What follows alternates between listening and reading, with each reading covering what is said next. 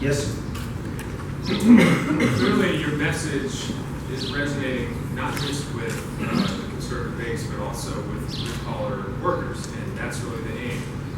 And it's becoming more clear that other candidates are seeing this as well. And I know in your book, Blue Collar Conservatives, you kind of painted that formula on how to reach out to them in the plan.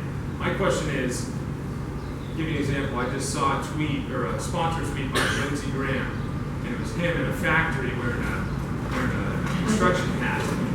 My question is, what is your plan to distinguish yourself amongst the others that clearly are going to adopt your message as well? I always say imitation is the sincerest form of flattery. So I was on Mark Levin's show the other day, and his radio program, and we were talking about the book. He said, "You know what the biggest problem with your book was?"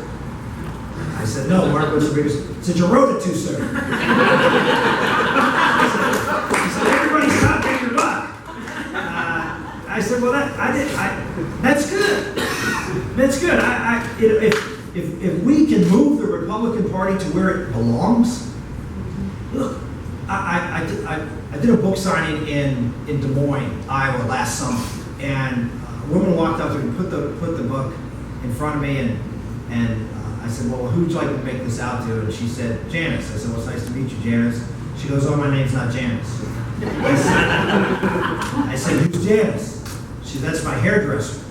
And I said, "You're a hairdresser?" She goes, "Yeah, we don't agree on anything." She's a big liberal. "We disagree on everything except you. She loves you." So, of course, what did I say? I said, "Why does she love me?" And without missing a beat, she said, "Oh, because you're for the little guy." Ladies and gentlemen, the Republican Party has always been for the little guy. We're for the little guy in the womb. We're for the little guy to be able to rise in society. For that little businessman who has an idea in his basement and makes it into a reality. We've always wanted to be America as a place that was for the little guy. And we've somehow allowed ourselves to get away from that. To get away from the reality that we are the party that respects the dignity of every human life and believes in human potential and everything being done from the bottom up. That's who we are. Yet we've become almost this corporatist kind of establishmentary party. And that's why we're losing. We're not losing because our ideas are wrong. It's because we've just aligned ourselves with all of this money that convinces us that all the things that we truly believe in don't work together to make a difference in people's lives.